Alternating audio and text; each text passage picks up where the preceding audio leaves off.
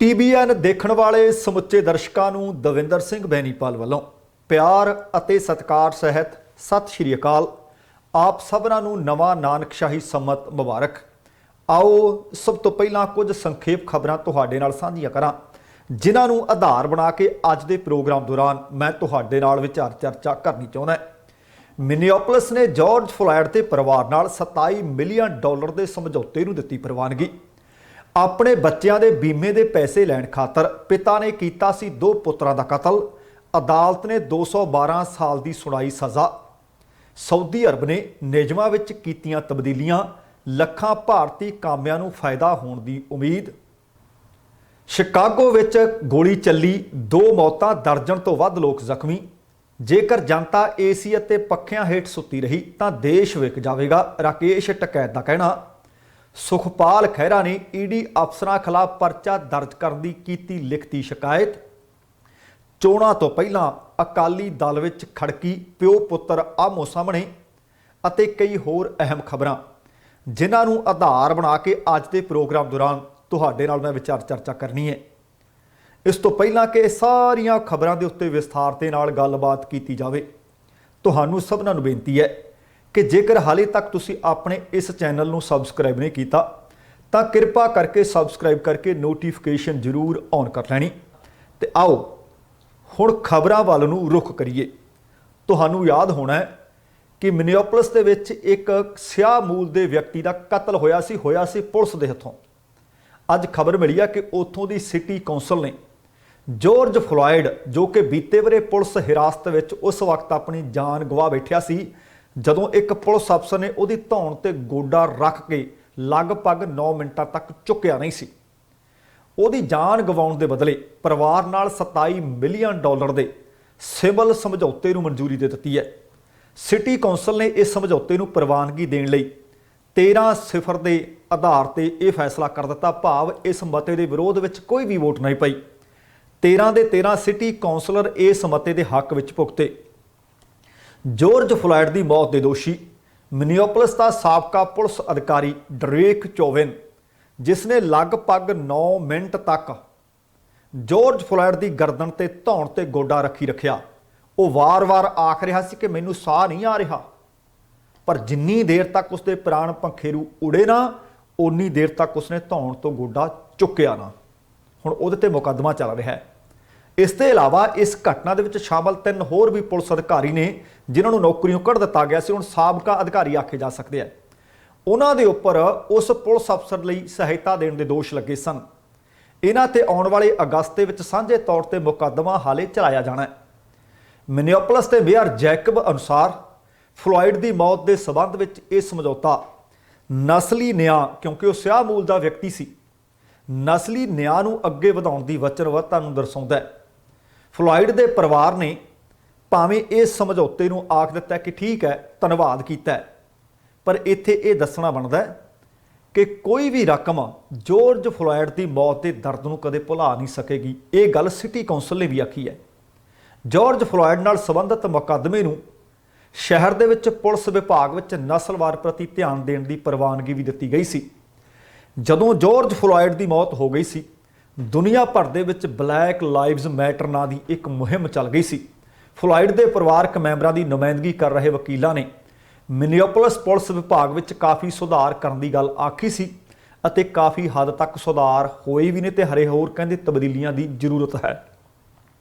ਤੁਸੀਂ ਦੇਖੋ ਕਿ ਉਸ ਦੀ ਮੌਤ ਦੇ ਬਦਲੇ ਸਿਟੀ ਕੌਂਸਲ ਦੇ ਤੋਂ $27 ਮਿਲੀਅਨ, ਆਪਣੇ ਆਪ ਦੇ ਵਿੱਚ ਰਕਮ ਬਹੁਤ ਵੱਡੀ ਹੈ, ਪਰ ਇੱਕ ਵਾਰੀ ਫੇਰ ਕਿਸੇ ਦੀ ਜਾਨ ਦੀ ਕੋਈ ਕੀਮਤ ਹੋਇਆ ਨਹੀਂ ਕਰਦੀ। ਪਰ ਫਿਰ ਵੀ ਉਹਨਾਂ ਦੇ ਜ਼ਖਮਾਂ ਤੇ ਮੱਲ ਮਿਲਾਉਣ ਦੀ ਸਾਲ ਦੇ ਅੰਦਰ ਉਸ ਸ਼ਹਿਰ ਦੀ ਸਿਟੀ ਕੌਂਸਲ ਦੇ ਵੱਲੋਂ ਕੀਤੀ ਗਈ ਹੈ। ਤੇ ਪਰ ਲੋਕ ਨਿਰਦਈ ਕਿੰਨੇ ਨੇ। ਅਗਲੀ ਖਬਰ ਵੀ ਅਮਰੀਕਾ ਦੀ ਖਬਰ ਹੈ। ਤੁਸੀਂ ਦੇਖਿਓ ਕਿ ਆਮ ਤੌਰ ਤੇ ਆਪਾਂ ਦੇਖਦੇ ਹਾਂ ਕਿ ਇੰਸ਼ੋਰੈਂਸ ਪਾਲਿਸੀ ਕਰਵਾ ਲੈਂਦੇ, ਬੀਮਾ ਕਰਵਾ ਲੈਂਦੇ, ਪਰ ਕਦੀ ਚਿੱਤ ਚੇਤਾ ਨਹੀਂ ਹੁੰਦਾ ਕਿ ਇਸ ਬੀਮੇ ਦੇ ਪੈਸੇ ਹਥਿਆਉਣ ਵਾਸਤੇ ਇਨਸਾਨ ਲਾਲਚ ਵਿੱਚ ਇੰਨਾ ਗਰਕ ਸਕਦਾ ਹੈ, ਇੰਨਾ ਗਿਰ ਸਕਦਾ ਹੈ। ਲਾਲਚ ਦੇ ਵਿੱਚ ਆਇਆ ਇਨਸਾਨ ਕਿੱਥੋਂ ਤੱਕ ਗਿਰ ਸਕਦਾ, ਆਹ ਖਬਰ ਉਸ ਗੱਲ ਦੀ ਪੁਸ਼ਟੀ ਕਰੇਗੀ ਕਿ ਇੱਕ ਬਾਪ ਨੇ ਆਪਣੇ ਬੱਚਿਆਂ ਨੂੰ ਮੌਤ ਦੇ ਘਾਟ ਉਤਾਰ ਦਿੱਤਾ। ਕਾਰਨ ਇਹ कि जिहड़ी बीमा पॉलिसी कराई हुई है, इंश्योरेंस पॉलिसी करवाई हुई है, ਉਹਦੇ पैसे ले लेंगे। मामला दिल दहला देने वाला है। अमरीका के कैलीफोर्निया सूबे का बड़ा मशहूर शहर है एले तो यह सामने आया सी, जिथे एक व्यक्ति ने अपने 2 बच्चों को एक झील दे विच, एक लेक दे विच डुबो के मार दिता सी ताकि उन्होंने इंश्योरेंस मिल सके। इन्ना ही नहीं, मारन की कोशिश उन्हें अपनी घरवाली की भी की सी कि नाल ही उहदा भी काम तमाम करदे आ, पर वो बच गई सी। इस व्यक्ति की पहचान अली अलमेजान के तौर पर की गई है। बच्चों के कतल के लगभग 5 साल बाद हुण इस व्यक्ति को सज़ा सुना दी गई है। इस मामले की सुनवाई करदियां अमरीका की एक अदालत ने बीते वीरवार को इस व्यक्ति को संकेतक सज़ा, देखो 212 साल जेल की सज़ा सुनाई है। आम तौर पर जेकर औसत उम्र 70 वरे भी लाइए, 80 वरे भी लाइए, अदालत का फैसला यह है कि जे तू कई जन्म भी लै लेना तां भी तेरे कीते अपराध की सज़ा मुक्कण वाली नहीं। 212 साल जेल की सज़ा इस व्यक्ति को सुना दी है। 45 साल के इस व्यक्ति ने साल 2015 ਦੇ ਵਿੱਚ बीमे के पैसे हड़प्पण के कारण अपने बच्चे 2 ਤੇ अपनी घरवाली के कतल की योजना बनाई सी। जिहड़ी जानकारी मिली है उसके मुताबिक जुलाई 2012 तो लेके मार्च 2013 के दरमियान 8 इंश्योरेंस कंपनियां तो इन्हें अपने अते अपने परिवार के लिए $3 मिलियन तो वध की जीवन भाव इंश्योरेंस पॉलिसी ਅਤੇ जेकर हादसे ਦੇ ਵਿੱਚ मौत हो जाती है तो ਉਹਦੇ ਨਾਲ संबंधित इंश्योरेंस पॉलिसियां खरीदियां। इसी दौरान यह भी जानकारी मिली है कि उसने लगातार इंश्योरेंस कंपनियों तो ये जानकारी मंगी कि की उसनों अपनी पत्नी ਅਤੇ बच्चों के हादसे ਦੇ ਵਿੱਚ जेकर मौत हो जाए तो कि वह हकदार होवेगा, कि उसनों पैसा मिलेगा। आही गल ਉਹਨੂੰ सलाखां पिछे लै गई। हुण बीमा पॉलिसी खत्म होने वाली सी। वो इंश्योरेंस पॉलिसी के खत्म होने तो लगभग 12 दिन पहला इस व्यक्ति ने अपने बच्चों को एक झील के विच डुबो के मारिया। इस तो इलावा वो अपनी पत्नी को भी मारना तो चाहता सी, पर जाको राखे साइयां मार सके ना कोई, उसकी किस्मत चंगी सी। जानकारी जिहड़ी मिल रही है उसके मुताबिक इस व्यक्ति ने भाव अली ने अपनी पत्नी और बच्चों को कार दे विच बिठाया और लेक विच, डूंगी लेक विच ले गया। आप कार का दरवाज़ा खोलिया, निकलिया बाहर, तो बच्चों की उम्र एक 8 वरियां दा सी ते दूसरा 13 वरियां दा सी, अते अपनी पत्नी नूं विच ही छड्डिया ते लॉक लाया होया सी। पर नेड़े पानी, जिहड़े पानी दे विच लेक दे विच गया, उत्थे मछेरे सी। जदों आवाज़ां सुनिया तो यह बाहर भज्जिया, उन्होंने वेखिया तो मछेरे आए, उन्होंने इहदी घरवाली नूं तां बाहर कढ लिया, पर जदों तक वो शीशे तोड़ के ये बच्चों को कार दे विचों बाहर कढ़ रहे सन, उदों तक बच्चों की डुबन कारण मौत हो चुकी सी।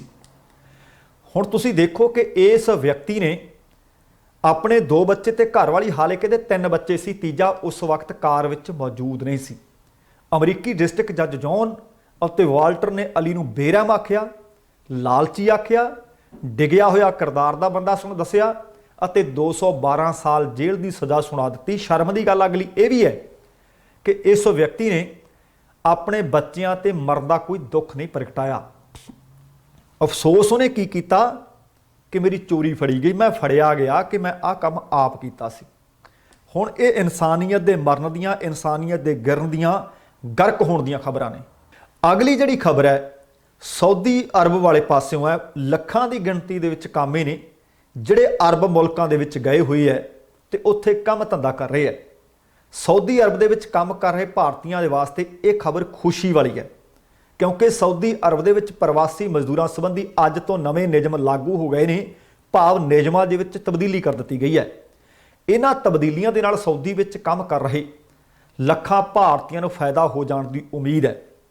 हुण सऊदी अरब दे विच भारतीय कामिਆਂ ਦੇ ਸਮੇਤ लगभग 1 करोड़ तो वध प्रवासी मजदूर ने ਜਿਹੜੇ इन्हां नਵੇਂ नियमां ਦੇ मुताबिक अपनी मर्जी नाल नौकरी कर सकणगे ते मर्जी नाल काम बदल सकणगे, नाल ही अपनी मर्जी दे नाल अपने मुल्क विच आ जा सकणगे। पहिलां इंज नहीं सी हुंदा। सऊदी अरब विच बीते वरे नवंबर दे विच कफाला सिस्टम दे विच तब्दीली कर दित्ती गई सी ਅਤੇ नवें कफाला स्पॉन्सरशिप सिस्टम नूं लागू करन दा उस वक्त वादा भी किया गया सी। अज ऐतवार भाव 14 मार्च तो सऊदी अरब की सरकार ने अधिकारत तौर पर एक कफाला सिस्टम लागू कर दिता है। ਕਫਾਲਾ ਸਿਸਟਮ ਦੇ ਲਾਗੂ ਹੋਣ ਨਾਲ ਹੁਣ ਉੱਥੇ ਕੰਮ ਕਰਨ ਵਾਲੇ ਲੱਖਾਂ ਭਾਰਤੀਆਂ ਦੇ ਸਮੇਤ ਦੁਨੀਆ ਭਰ ਦੇ ਵਿੱਚੋਂ ਜਿਹੜੇ ਪ੍ਰਵਾਸੀ ਕਾਮੇ ਜਾ ਕੇ ਕੰਮ ਕਰ ਰਹੇ ਹੈ ਉਹਨਾਂ ਨੂੰ ਫਾਇਦਾ ਹੋਣਾ ਹੈ। ਇਸ ਨਵੇਂ ਨਿਯਮ ਜਾਂ ਨਿਯਮਾਂ ਦੇ ਮੁਤਾਬਕ ਮਾਲਕ ਜਾਂ ਕੰਪਨੀਆਂ ਦੇ ਦੁਰਵਿਹਾਰ ਅਤੇ ਸ਼ੋਸ਼ਣ ਦੀ ਸਥਿਤੀ ਦੇ ਵਿੱਚ ਘੱਟ ਤਨਖਾਹ ਲੈਣ ਵਾਲੇ ਲੱਖਾਂ ਪ੍ਰਵਾਸੀ ਮਜ਼ਦੂਰ ਆਪਣੇ ਉਸੇ ਮਾਲਕ ਹੇਠ ਕੰਮ ਕਰਦੇ ਰਹਿਣ ਲਈ ਪਾਬੰਦ ਨਹੀਂ ਰਹਿਣਗੇ। ਭਾਵ ਜੇ ਉਹਨਾਂ ਨੂੰ ਲੱਗੂਗਾ ਕਿ ਸ਼ੋਸ਼ਣ ਹੋ ਰਿਹਾ, ਪੈਸਾ ਘੱਟ ਮਿਲ ਰਿਹਾ ਹੈ, ਉਹ ਆਪਣਾ ਕੰਮ, ਆਪਣਾ ਮਾਲਕ ਤੇ ਕੰਪਨੀ ਬਦਲ ਸਕਣਗੇ।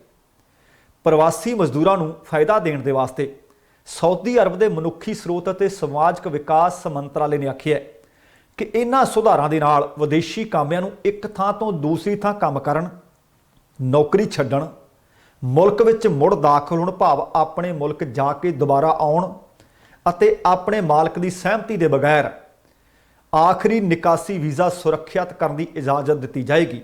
ਹੁਣ ਉਹ ਇੱਕੋ ਹੀ ਕੰਪਨੀ ਨਾਲ ਬੱਝ ਕੇ ਕੰਮ ਕਰਨ ਵਾਸਤੇ ਪਾਬੰਦ ਨਹੀਂ ਰਹਿਣਗੇ। ਉਹਨਾਂ ਦੱਸਿਆ ਕਿ ਇਹਨਾਂ ਸੁਧਾਰਾਂ ਦੀ ਲੰਬੇ ਸਮੇਂ ਤੋਂ ਲੋੜ ਮਹਿਸੂਸ ਕੀਤੀ ਜਾ ਰਹੀ ਸੀ। ਮਜ਼ਦੂਰ ਸਿੱਧੇ ਤੌਰ ਤੇ ਸਰਕਾਰੀ ਸੇਵਾਵਾਂ ਲਈ ਅਰਜ਼ੀ ਦੇ ਸਕਣਗੇ। ਕੰਪਨੀ ਦੇ ਮਾਲਕਾਂ ਨਾਲ ਵੀ ਜੋ ਵੀ ਇਕਰਾਰਨਾਮਾ ਹੋਵੇਗਾ ਉਸ ਨੂੰ ਆਨਲਾਈਨ ਰੱਖਿਆ ਜਾਵੇਗਾ। ਇਹ ਨਹੀਂ ਹੋਏਗਾ ਕਿ ਕੰਪਨੀ ਤੁਹਾਨੂੰ ਦੱਸੇਗੀ ਨਹੀਂ, ਬਾਅਦ ਦੇ ਵਿੱਚ ਜਦੋਂ ਮੁਸੀਬਤ ਵਿੱਚ ਆਉਂਦਾ ਕਹਿੰਦੇ ਨੇ ਆਹ ਵੀ ਗੱਲਾਂ ਨੇ, ਤੂੰ ਇੱਥੋਂ ਛੱਡ ਕੇ ਨਹੀਂ ਜਾ ਸਕਦਾ। ਹੁਣ ਇੰਜ ਨਹੀਂ ਹੋਏਗਾ।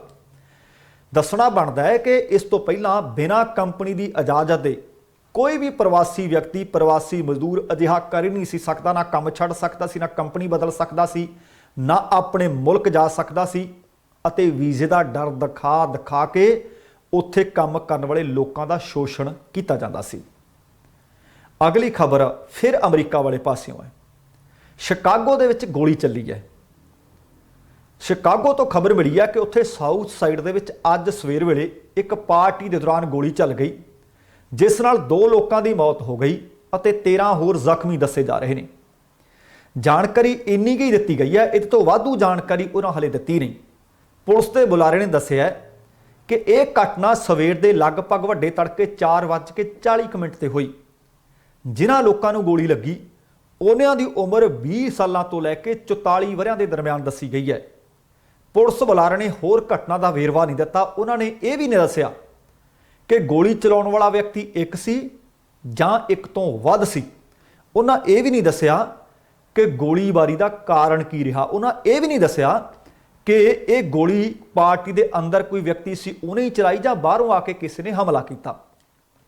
ਫਾਇਰ ਬ੍ਰਿਗੇਡ ਦੇ ਬੁਲਾਰੇ ਲੈਰੀ ਮੈਰਟ ਨੇ ਇਹ ਜ਼ਰੂਰ ਦੱਸਿਆ ਕਿ ਜਿਹੜੇ ਗੰਭੀਰ ਵਿਅਕਤੀ ਸਨ, ਜਿਨ੍ਹਾਂ ਦੀ ਹਾਲਤ ਨਾਜ਼ੁਕ ਬਣੀ ਹੋਈ ਸੀ, ਉਹਨਾਂ ਨੂੰ ਹਸਪਤਾਲ ਦੇ ਵਿੱਚ ਭਰਤੀ ਕਰਵਾ ਦਿੱਤਾ ਗਿਆ ਅਤੇ ਉੱਥੇ ਉਹਨਾਂ ਦਾ ਇਲਾਜ ਚੱਲ ਰਿਹਾ ਹੈ। ਇਹ ਵੀ ਜਾਣਕਾਰੀ ਮਿਲੀ ਹੈ ਕਿ ਘਟਨਾ ਸਥਾਨ ਤੋਂ 4 ਗੰਨਾਂ, 4 ਬੰਦੂਕਾਂ ਬਰਾਮਦ ਕੀਤੀਆਂ ਗਈਆਂ ਨੇ। ਹੁਣ ਇਹ ਨਹੀਂ ਪਤਾ ਕਿ ਉਹ ਜਿਹੜੇ ਪਾਰਟੀ ਕਰ ਰਹੇ ਸੀ ਉਹਨਾਂ ਲੋਕਾਂ ਦੇ ਨੇ ਜਾਂ ਹਮਲਾਵਰ ਛੱਡ ਕੇ ਭੱਜ ਗਏ। ਇਹ ਵੀ ਸ਼ਾਇਦ ਤੁਹਾਨੂੰ ਯਾਦ ਹੋਵੇ ਕਿ ਬੀਤੇ ਵਰੇ ਜੁਲਾਈ ਮਹੀਨੇ ਦੇ ਵਿੱਚ, ਭਾਵ ਹਲੇ ਸਾਲ ਵੀ ਨਹੀਂ ਹੋਇਆ, ਸ਼ਿਕਾਗੋ ਦੇ ਵਿੱਚ ਹੀ ਇੱਕ ਫਿਊਨਰਲ ਹੋਮ ਦੇ ਬਾਹਰ 15 ਲੋਕਾਂ ਨੂੰ ਗੋਲੀ ਮਾਰ ਦਿੱਤੀ ਗਈ ਸੀ। 1 ਸਾਲ ਦੇ ਅੰਦਰ ਅੰਦਰ ਇਹ ਦੁਬਾਰਾ ਉਸੇ ਸ਼ਹਿਰ ਦੇ ਵਿੱਚ ਵੱਡੀ ਗੋਲੀਬਾਰੀ ਦੀ ਘਟਨਾ ਸਾਹਮਣੇ ਆਈ ਹੈ। ਤੇ ਹੁਣ ਅਗਲੀਆਂ ਖਬਰਾਂ ਕੁਝ ਭਾਰਤ ਵਾਲੇ ਪਾਸੋਂ ਤੇ ਕਿਸਾਨ ਅੰਦੋਲਨ ਦੇ ਨਾਲ ਜੁੜੀਆਂ ਨੇ। ਤੁਹਾਨੂੰ ਪਤਾ ਹੈ ਕਿ ਕਿਸਾਨ ਆਗੂ ਲਗਭਗ ਸਮੁੱਚੇ ਭਾਰਤ ਦੇ ਵਿੱਚ, ਖਾਸ ਕਰਕੇ ਜਿੱਥੇ-ਜਿੱਥੇ ਚੋਣਾਂ ਹੋ ਰਹੀਆਂ ਨੇ ਉੱਥੇ-ਉੱਥੇ ਪ੍ਰਚਾਰ ਕਰ ਰਹੇ ਹੈ। ਖੇਤੀ ਕਾਨੂੰਨ ਦੇ ਵਿੱਚ ਸਰਕਾਰ ਕਹਿੰਦੀ ਹੈ ਸੁਧਾਰ ਕਰ ਦਿੱਤੇ ਹੈ, ਪਰ ਕਿਸਾਨ ਤੇ ਕਿਸਾਨ ਆਗੂ ਕਹਿੰਦੇ ਹੈ ਕਿ ਸਾਨੂੰ ਇਹ ਨਹੀਂ ਹੋ ਚਾਹੀਦੇ। ਕਿਸਾਨ ਯੂਨੀਅਨ ਅਤੇ ਕੁਝ ਜਥੇਬੰਦੀਆਂ ਇਸ ਅੰਦੋਲਨ ਦੀ ਅਗਵਾਈ ਕਰ ਰਹੀਆਂ ਨੇ। ਹੁਣ ਇਹ ਵੀ ਪਤਾ ਲੱਗ ਰਿਹਾ ਕਿ ਸ਼ਾਇਦ ਇਹ ਅੰਦੋਲਨ ਦਸੰਬਰ ਤੱਕ ਚੱਲੇ। ਇਹ ਗੱਲ ਕਿਸੇ ਹੋਰ ਨੇ ਨਹੀਂ, ਭਾਰਤੀ ਕਿਸਾਨ ਯੂਨੀਅਨ ਦੇ ਰਾਸ਼ਟਰੀ ਬੁਲਾਰੇ ਰਾਕੇਸ਼ ਟਕੈਤ ਨੇ ਆਖੀ ਹੈ। ਪੱਛਮੀ ਬੰਗਾਲ ਦਾ ਦੌਰਾ ਕਰਨ ਤੋਂ ਬਾਅਦ ਰਾਕੇਸ਼ ਟਕੈਤ ਅੱਜ ਪ੍ਰਾਗਰਾਜ ਪਹੁੰਚੇ ਹੋਏ ਸੀ। ਪ੍ਰਾਗਰਾਜ ਦੇ ਵਿੱਚ ਰਾਕੇਸ਼ ਟਕੈਤ ਪੱਤਰਕਾਰਾਂ ਦੇ ਨਾਲ ਗੱਲਬਾਤ ਕਰ ਰਹੇ ਸੀ। ਰਾਕੇਸ਼ ਟਕੈਤ ਨੇ ਗੱਲਬਾਤ ਕਰਦਿਆਂ ਕਿਹਾ ਕਿ ਸਾਨੂੰ ਹੁਣ ਉਮੀਦ ਹੈ ਕਿ ਇਹ ਅੰਦੋਲਨ ਇਸ ਸਾਲ ਦੇ ਅਖੀਰ ਭਾਵ ਦਸੰਬਰ ਤੱਕ ਚੱਲ ਸਕਦਾ ਹੈ।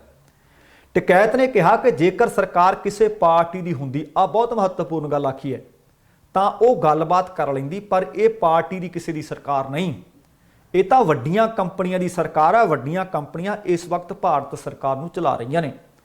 ਉਹਨਾਂ ਕਿਹਾ ਕਿ ਨਵੇਂ ਖੇਤੀ ਕਾਨੂੰਨਾਂ ਦੇ ਨਾਲ ਵਪਾਰੀ ਵਰਗ ਖਤਮ ਹੋ ਜਾਏਗਾ, ਛੋਟੇ ਉਦਯੋਗ ਖਤਮ ਹੋ ਜਾਣਗੇ ਤੇ ਵੱਡੀਆਂ ਕੰਪਨੀਆਂ ਵਾਲਮਾਰਟ ਵਰਗੀਆਂ ਕੰਪਨੀਆਂ ਦੇ ਆਉਣ ਨਾਲ ਆ ਹਫ਼ਤਾਵਾਰੀ ਬਾਜ਼ਾਰ ਵੀ ਖਤਮ ਹੋ ਜਾਣਗੇ। ਬੈਂਕਿੰਗ ਖੇਤਰ, LIC, ਹਵਾਈ ਅੱਡੇ, ਉਹ ਕਹਿੰਦੇ ਮੁਲਕ ਦਾ ਸਭ ਕੁਝ ਵਿਕ ਰਿਹਾ ਹੈ। ਇਹਨਾਂ ਨੇ ਪੂਰਾ ਮੁਲਕ ਵੇਚ ਦਿੱਤਾ ਹੈ।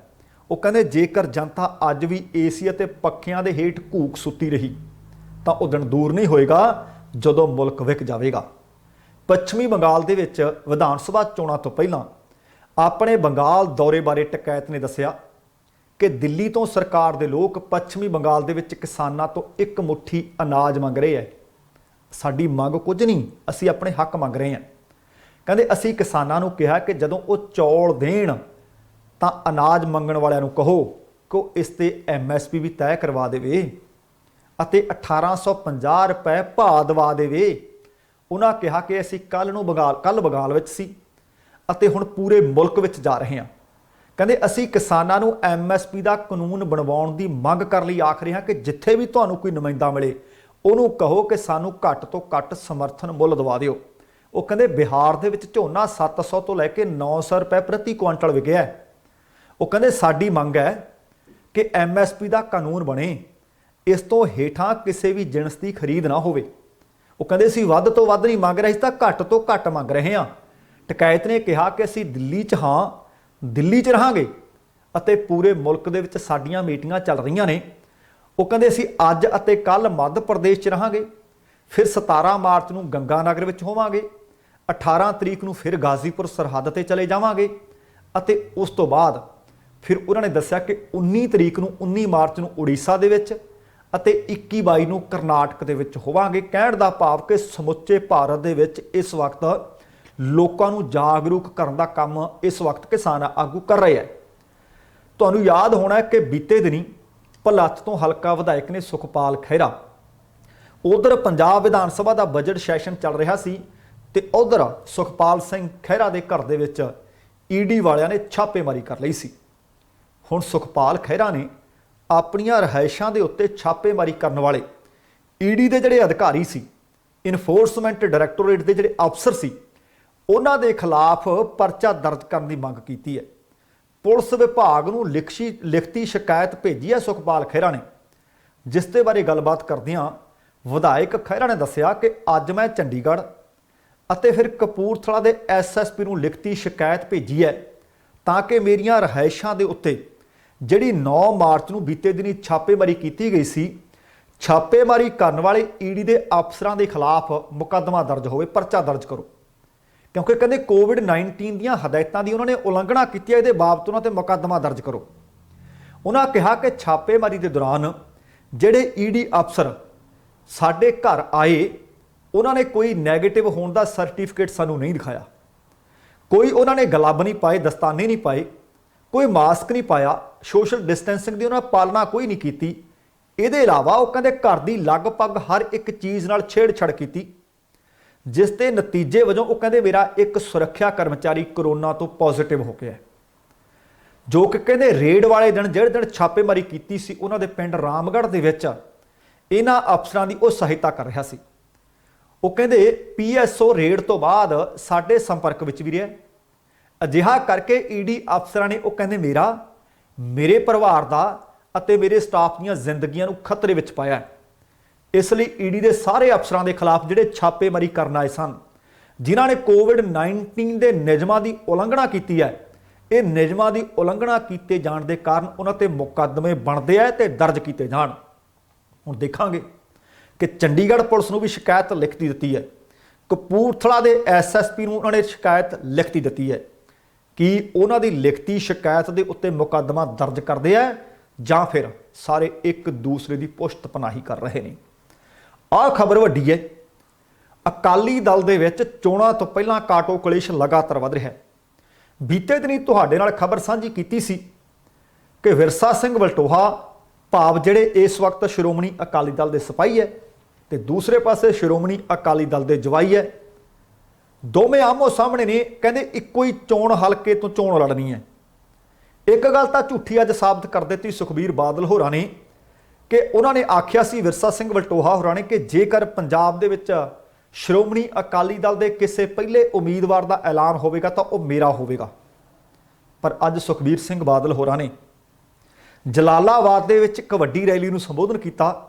ਲੋਕਾਂ ਨੂੰ ਪੁੱਛਿਆ ਕਿ ਤੁਹਾਡੇ ਨਾਲ ਧੱਕਾ ਹੋ ਰਿਹਾ ਹੈ। ਲੋਕਾਂ ਨੂੰ ਪੁੱਛਿਆ ਕਿ ਤੁਹਾਡਾ ਇੱਥੋਂ ਉਮੀਦਵਾਰ ਕੌਣ ਹੋਵੇ, ਸ਼੍ਰੋਮਣੀ ਅਕਾਲੀ ਦਲ ਦੇ ਵੱਲੋਂ ਤੁਹਾਡਾ ਨੁਮਾਇੰਦਾ ਕੌਣ ਬਣੇ। ਲੋਕਾਂ ਨੇ ਬਾਹਾਂ ਖੜੀਆਂ ਕਰਕੇ ਆਖਿਆ ਕਿ ਸੁਖਬੀਰ ਬਾਦਲ।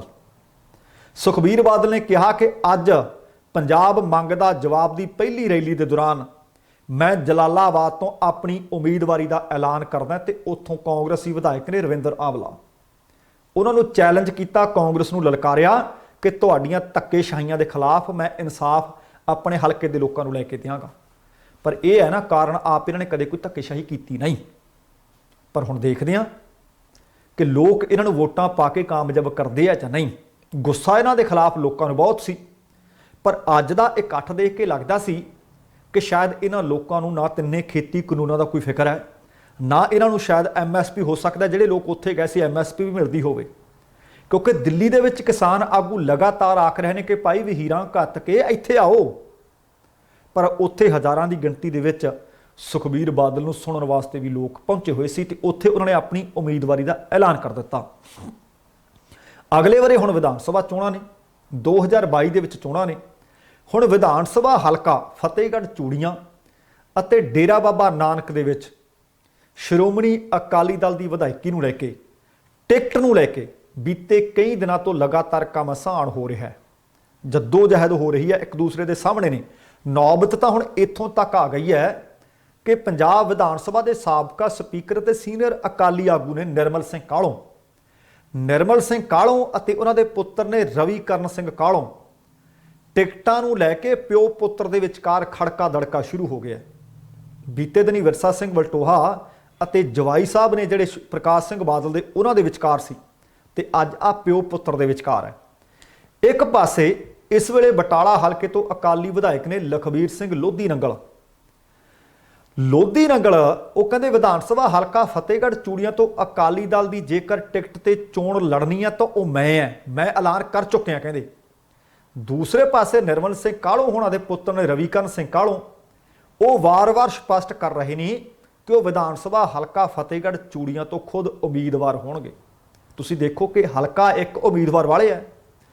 ਉਹ ਕਹਿੰਦੇ ਇਸ ਥਾਂ ਦੇ ਉੱਤੋਂ ਜੇਕਰ ਕਿਸੇ ਨੂੰ ਟਿਕਟ ਮਿਲੇਗੀ, ਜੇਕਰ ਕੋਈ ਚੋਣ ਲੜੇਗਾ ਤਾਂ ਰਵੀ ਕਰਨ ਕਾਹਲੋਂ ਹੋਏਗਾ।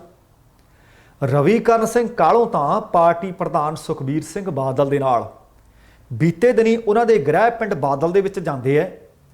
ਸੁਖਬੀਰ ਬਾਦਲ ਨੂੰ ਮਿਲਣ ਤੋਂ ਬਾਅਦ ਪ੍ਰੈਸ ਨੂੰ ਇੱਕ ਫੋਟੋ ਜਾਰੀ ਕਰਦੇ ਆ, ਇੱਕ ਫੋਟੋ ਪੋਸਟ ਕਰਕੇ ਸਪਸ਼ਟ ਕਰਦੇ ਆ ਕਿ ਉਹਨਾਂ ਦੇ ਪਰਿਵਾਰ ਨੂੰ ਬਾਦਲ ਪਰਿਵਾਰ ਦੇ ਵੱਲੋਂ ਵਿਧਾਨ ਸਭਾ ਹਲਕਾ ਫਤਿਹਗੜ੍ਹ ਚੂੜੀਆਂ ਤੋਂ ਇੱਕੋ ਇੱਕ ਸੀਟ ਲੈਣ ਦਾ ਜਾਂ ਮਿਲਣ ਦਾ ਫੈਸਲਾ ਹੋ ਚੁੱਕਿਆ।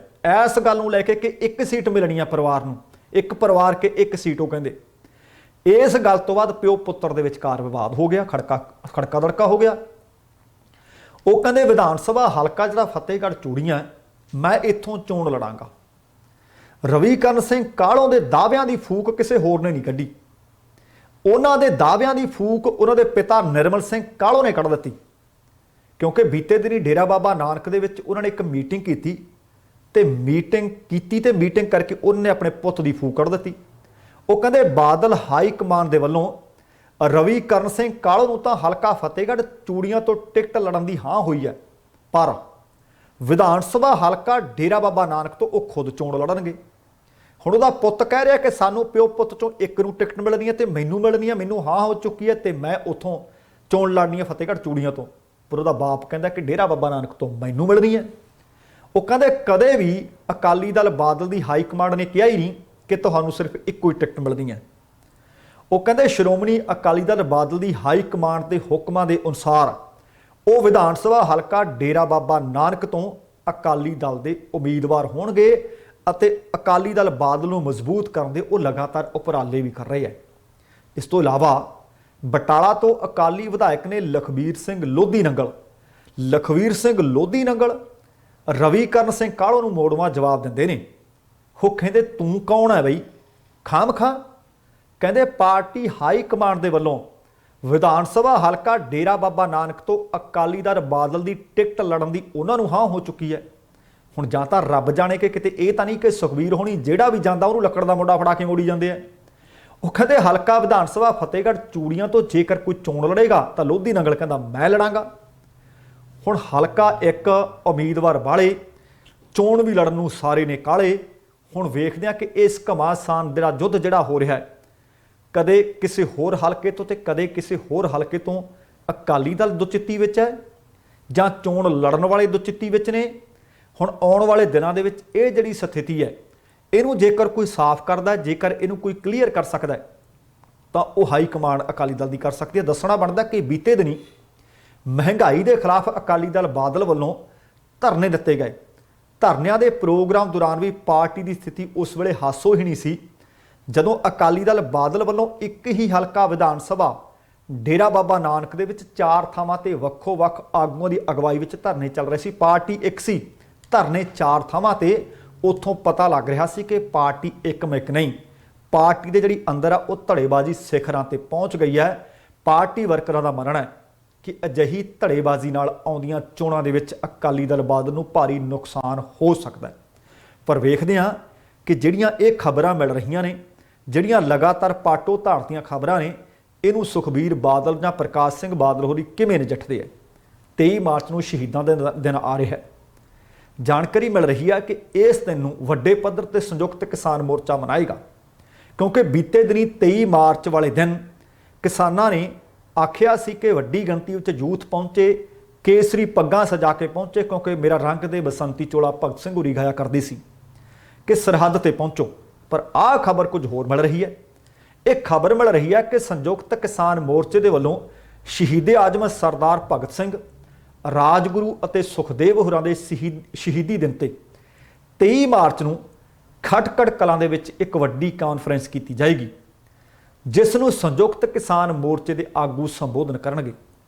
ਇਹ ਫੈਸਲਾ ਦਰਅਸਲ ਕੱਲ ਖਟਕੜ ਕਲਾਂ ਦੇ ਵਿੱਚ ਇੱਕ ਸੰਯੁਕਤ ਕਿਸਾਨ ਮੋਰਚਾ ਦੇ ਆਗੂਆਂ ਦੇ ਵੱਲੋਂ ਜ਼ਿਲ੍ਹਾ ਸ਼ਹੀਦ ਭਗਤ ਸਿੰਘ ਨਗਰ ਦੀ ਇੱਕ ਮੀਟਿੰਗ ਦੇ ਵਿੱਚ ਕੀਤਾ ਗਿਆ ਦੱਸਿਆ ਗਿਆ ਹੈ। ਇਸ ਮੀਟਿੰਗ ਦੇ ਵਿੱਚ ਕਿਸਾਨ ਮੋਰਚੇ ਦੇ ਵਿੱਚ ਸ਼ਾਮਲ ਸਾਰੀਆਂ ਕਿਸਾਨ ਜਥੇਬੰਦੀਆਂ ਕਹਿੰਦੇ ਸ਼ਾਮਲ ਹੋਣਗੀਆਂ ਤੇ ਉਹਨਾਂ ਨੇ ਇਹ ਵੀ ਦੱਸਿਆ ਕਿ ਇਹ ਕਾਨਫਰੰਸ ਇੱਕ ਵਿਸ਼ਾਲ ਹੋਵੇਗੀ, ਇੱਕ ਵੱਡੀ ਹੋਵੇਗੀ ਤੇ ਇਹ ਕਾਨਫਰੰਸ ਖਟਕੜ ਕਲਾਂ ਤੋਂ ਬੰਗਿਆਂ ਵਾਲੇ ਪਾਸੇ ਮੈਰਿਜ ਪੈਲਸ ਦੇ ਕੋਲ ਮੁੱਖ ਮਾਰਗ ਦੇ ਨਾਲ ਲੱਗਦੀ ਥਾਂ ਤੇ ਕੀਤੀ ਜਾਏਗੀ। ਇਸ ਮੀਟਿੰਗ ਦੇ ਵਿੱਚ ਇਹ ਵੀ ਫੈਸਲਾ ਕੀਤਾ ਗਿਆ ਹੈ ਕਿ ਆਹ ਜਿਹੜੀ ਕਾਨਫਰੰਸ ਹੋਏਗੀ, ਇਸ ਦੀਆਂ ਤਿਆਰੀਆਂ ਦੇ ਵਾਸਤੇ ਸਿਰਫ ਇਹ ਨਹੀਂ ਕਿ ਸੋਸ਼ਲ ਮੀਡੀਆ ਦੇ ਉੱਤੇ ਸੁਨੇਹੇ ਲਾ ਦਿੱਤੇ। ਇਸ ਕਾਨਫਰੰਸ ਦੀ ਤਿਆਰੀ ਦੇ ਵਾਸਤੇ ਬੰਗਾ, ਬਰਾਮ, ਨਵਾਂ ਸ਼ਹਿਰ, ਬਲਾਚੌਰ, ਗੜ੍ਹਸ਼ੰਕਰ ਇਹਨਾਂ ਇਲਾਕਿਆਂ ਦੇ ਵਿੱਚ ਮੀਟਿੰਗਾਂ ਵੀ ਕੀਤੀਆਂ ਜਾਣਗੀਆਂ, ਜਾਗੋਆਂ ਵੀ ਕੱਢੀਆਂ ਜਾਣਗੀਆਂ, ਲੋਕਾਂ ਨੂੰ ਸੁਚੇਤ ਵੀ ਕੀਤਾ ਜਾਏਗਾ ਅਤੇ ਇਸ ਕਾਨਫਰੰਸ ਦੇ ਵਿੱਚ ਵੱਧ ਚੜ ਕੇ ਹਿੱਸਾ ਲੈਣ ਵਾਸਤੇ ਪ੍ਰੇਰਿਆ ਵੀ ਜਾਏਗਾ।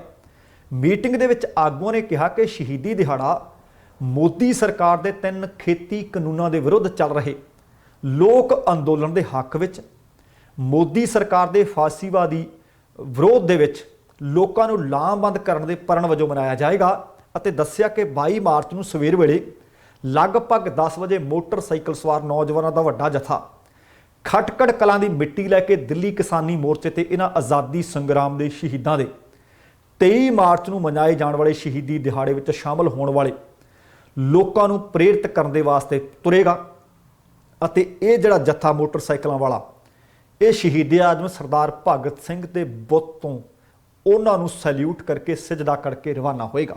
ਤੁਹਾਡੇ ਨਾਲ ਬੀਤੇ 2-3 ਦਿਨ ਤੋਂ ਲਗਾਤਾਰ ਸਾਂਝੀ ਕਰਦੇ ਆ ਰਹੇ ਹਾਂ ਕਿ ਕਿਸਾਨ ਇਸ ਵਕਤ ਲਗਭਗ 4 ਮਹੀਨੇ ਪੂਰੇ 26 ਤਰੀਕ ਨੂੰ ਹੋ ਜਾਣੇ ਹੈ ਗਾਜ਼ੀਪੁਰ, ਕੁੰਡਲੀ, ਸਿੰਘੂ ਸਰਹੱਦ ਤੇ ਬੈਠੇ ਹੈ।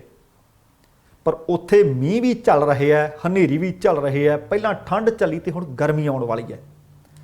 ਪਰ ਹੁਣ ਉਹ ਕਰਨ ਕੀ, ਮੌਸਮ ਤੋਂ ਬਚਾਅ ਵੀ ਚਾਹੁੰਦੇ ਹੈ ਤੇ ਖਬਰਾਂ ਮਿਲ ਰਹੀਆਂ ਨੇ ਕਿ ਕੁੰਡਲੀ ਤੇ ਟਿਕਰੀ ਤੇ ਗਾਜ਼ੀਪੁਰ ਸਰਹੱਦ ਤੇ ਜਿੱਥੇ ਕਿਤੇ ਵੀ ਕਿਸਾਨ ਧਰਨੇ ਮਾਰੀ ਬੈਠਿਆ ਉੱਥੇ ਪੱਕੀਆਂ ਉਸਾਰੀਆਂ ਬਣਾਉਣੀਆਂ ਸ਼ੁਰੂ ਕਰ ਦਿੱਤੀਆਂ ਸੀ, ਮਕਾਨ ਬਣਾਉਣੇ ਸ਼ੁਰੂ ਕਰ ਦਿੱਤੇ ਸੀ। ਪਰ ਪਤਾ ਲੱਗਿਆ ਕਿ ਸਥਾਨਕ ਪ੍ਰਸ਼ਾਸਨ, ਉਹ 'ਚ ਪੁਲਿਸ ਵੀ ਹੈ ਤੇ ਪ੍ਰਸ਼ਾਸਨ ਵੀ ਹੈ, ਉਹਨਾਂ ਨੇ ਇਹਨਾਂ ਨੂੰ ਢਾਉਣ ਦੀ ਤਿਆਰੀ ਕਰ ਲਈ ਹੈ। ਸਿਰਫ ਅੰਦੋਲਨ ਦੇ ਨੇਤਾਵਾਂ ਦੀ ਉਡੀਕ ਕੀਤੀ ਜਾ ਰਹੀ ਹੈ। ਉਹਨਾਂ ਨੂੰ ਇਸ ਗੈਰ ਕਾਨੂੰਨੀ ਉਸਾਰੀ ਨੂੰ ਹਟਾਉਣ ਵਾਸਤੇ ਆਖਿਆ ਜਾਏਗਾ। ਕਹਿੰਦੇ ਜੇਕਰ ਉਹ ਨਾ ਮੰਨੇ ਤਾਂ ਫਿਰ ਪ੍ਰਸ਼ਾਸਨ ਸਖਤੀ ਨਾਲ ਨਜਿੱਠੇਗਾ। ਸਥਾਨਕ ਪ੍ਰਸ਼ਾਸਨ ਨੇ ਇਸ ਦੀ ਰਿਪੋਰਟ ਉੱਚ ਅਧਿਕਾਰੀਆਂ ਨੂੰ ਵੀ ਭੇਜ ਦਿੱਤੀ ਹੈ, NHA ਉਹਨਾਂ ਨੂੰ ਵੀ ਭੇਜ ਦਿੱਤੀ ਹੈ ਤਾਂ ਕਿ ਆਉਣ ਵਾਲੇ ਦਿਨਾਂ ਦੇ ਵਿੱਚ ਇਹ ਜਿਹੜੀਆਂ ਗੈਰ ਕਾਨੂੰਨੀ ਉਸਾਰੀਆਂ ਕਰ ਲਈਆਂ ਗਈਆਂ ਨੇ ਇਹਨਾਂ ਨੂੰ ਢਾਹ ਦਿੱਤਾ ਜਾਵੇ। ਦੱਸਣਾ ਬਣਦਾ ਕਿ ਟਿਕਰੀ ਸਰਹੱਦ ਤੇ ਲਗਭਗ ਕਿਸਾਨਾਂ ਨੇ 30 ਤੋਂ ਵੱਧ ਮਕਾਨ ਬਣਾ ਲਏ ਹੈ ਤੇ ਉਧਰ ਹੋਰਨਾਂ ਥਾਵਾਂ ਤੋਂ ਵੀ ਇਸੇ ਤਰ੍ਹਾਂ ਖਬਰਾਂ ਮਿਲ ਰਹੀਆਂ ਸੀ। ਕਿਸਾਨ ਸੋਸ਼ਲ ਆਰਮੀ ਦੇ ਅਨਿਲ ਮਲਕ ਨੇ ਦੱਸਿਆ ਸੀ ਕਿ ਟਿਕਰੀ ਸਰਹੱਦ ਤੇ 2 ਤੋਂ 2.5 ਹਜ਼ਾਰ ਟਰੈਕਟਰ ਟਰਾਲੀਆਂ ਇਸ ਵਕਤ ਖੜੀਆਂ ਨੇ। ਕਿਸਾਨਾਂ ਨੇ ਬਾਈਪਾਸ ਦੇ ਕਿਨਾਰੇ ਪੱਕੇ ਮਕਾਨ ਬਣਾਉਣੇ ਸ਼ੁਰੂ ਕਰ ਦਿੱਤੇ ਹੈ। ਇੱਕ ਮਕਾਨ ਤੇ ਇਹ ਵੀ ਉਹਨਾਂ ਨੇ ਦੱਸਿਆ ਸੀ ਕਿ 20 ਤੋਂ 25 ਹਜ਼ਾਰ ਰੁਪਏ ਦਾ ਖਰਚ ਆ ਰਿਹਾ ਹੈ। ਆਲੇ ਦੁਆਲੇ ਕੰਧਾਂ ਪੱਕੀਆਂ ਇੱਟਾਂ ਦੀਆਂ ਨੇ ਤੇ ਉੱਪਰ ਸਰਕੜਾ ਪਾਇਆ ਜਾ ਰਿਹਾ ਹੈ। ਪਰ ਹੁਣ ਇਹ ਪਤਾ ਲੱਗਿਆ ਕਿ ਧਰਨਾ ਸਥਾਨ ਤੇ ਪੱਕੀਆਂ ਇਹ ਉਸਾਰੀਆਂ ਕਰਨ ਤੇ ਕੇਸ ਦਰਜ ਹੋਣ ਤੋਂ ਬਾਅਦ ਸਾਂਝੇ ਮੋਰਚੇ ਨੇ ਆਖਿਆ ਕਿ ਭਾਈ ਇੰਜ ਨਾ ਕਰੋ, ਪੱਕੀਆਂ ਉਸਾਰੀਆਂ ਬੰਦ ਕਰ ਦਿੱਤੀਆਂ ਜਾਣ। ਉਹਨਾਂ ਨੇ ਕਿਹਾ ਕਿ ਅਜਿਹਾ ਕੋਈ ਵੀ ਕੰਮ ਨਾ ਕੀਤਾ ਜਾਵੇ ਜਿਸ ਨਾਲ ਅੰਦੋਲਨ ਕਮਜ਼ੋਰ ਹੋਵੇ, ਮਾਮਲੇ ਵਿਵਾਦਤ ਹੋਣ। ਉਹ ਕਹਿੰਦੇ ਵਿਵਾਦ ਤੋਂ ਬਚਣ ਦੀ ਅਸੀਂ ਤੁਹਾਨੂੰ ਸਭਨਾਂ ਨੂੰ ਸਲਾਹ ਦਿੰਦੇ ਹਾਂ। ਟਿਕਰੀ ਬਾਰਡਰ ਤੇ ਪੱਕੇ ਨਿਰਮਾਣ ਅਤੇ ਸਬਮਰਸੀਬਲ ਲਗਾਉਣ ਤੋਂ ਵੀ ਉਹਨਾਂ ਨੇ ਆਖਿਆ ਕਿ ਗੁਰੇਜ਼ ਕੀਤਾ ਜਾਵੇ ਤਾਂ ਕਿ ਸਰਕਾਰ ਨੂੰ ਕਿਸੇ ਵੀ ਤਰ੍ਹਾਂ ਦਾ ਅਸੀਂ ਕੋਈ ਇਸ ਤਰ੍ਹਾਂ ਦਾ ਹਥਿਆਰ ਨਾ ਦੇ ਦਈਏ ਕਿ ਸਾਡਾ ਹਥਿਆਰ ਸਾਡੇ ਹੀ ਖਿਲਾਫ ਕੋਈ ਵਰਤ ਸਕੇ। ਸੋ ਦੋਸਤੋ, ਇਹ ਸਨ ਅੱਜ ਦੀਆਂ ਕੁਝ ਕੁ ਖਬਰਾਂ। ਉਮੀਦ ਕਰ ਰਹੇ ਹਾਂ ਕਿ ਤੁਹਾਨੂੰ ਜਾਣਕਾਰੀਆਂ ਚੰਗੀਆਂ ਲੱਗੀਆਂ ਹੋਣਗੀਆਂ। ਜੇਕਰ ਜਾਣਕਾਰੀਆਂ ਚੰਗੀਆਂ ਲੱਗੀਆਂ ਨੇ ਲਾਈਕ ਵੀ ਕਰ ਦਿਓ ਤੇ ਸ਼ੇਅਰ ਵੀ ਕਰ ਦਿਓ। ਤੇ ਨਾਲ ਹੀ ਜੇਕਰ ਹਾਲੇ ਤੱਕ ਤੁਸੀਂ ਆਪਣੇ ਇਸ ਚੈਨਲ ਨੂੰ ਸਬਸਕ੍ਰਾਈਬ ਨਹੀਂ ਕੀਤਾ ਤਾਂ ਕਿਰਪਾ ਕਰਕੇ ਸਬਸਕ੍ਰਾਈਬ ਕਰਕੇ ਨੋਟੀਫਿਕੇਸ਼ਨ ਵਾਲੀ ਘੰਟੀ ਜ਼ਰੂਰ ਨੱਪ ਲੈਣੀ। ਤੁਹਾਡੇ ਦਿਲੋਂ ਧੰਨਵਾਦੀ ਹੋਵਾਂਗੇ। ਹੁਣ ਸਮੇਂ ਦੀ ਸਮਾਪਤੀ ਹੈ। ਜਾਣ ਤੋਂ ਪਹਿਲਾਂ ਕਹਾਂਗਾ, ਜ਼ਿੰਦਗੀ ਜ਼ਿੰਦਾਦਿਲੀ ਦਾ ਨਾਮ ਹੈ। ਦਵਿੰਦਰ ਸਿੰਘ ਬੈਨੀਪਾਲ ਨੂੰ ਆਗਿਆ ਦਿਓ। ਸਤਿ ਸ਼੍ਰੀ ਅਕਾਲ ਤੇ ਰੱਬ ਰਾਖਾ।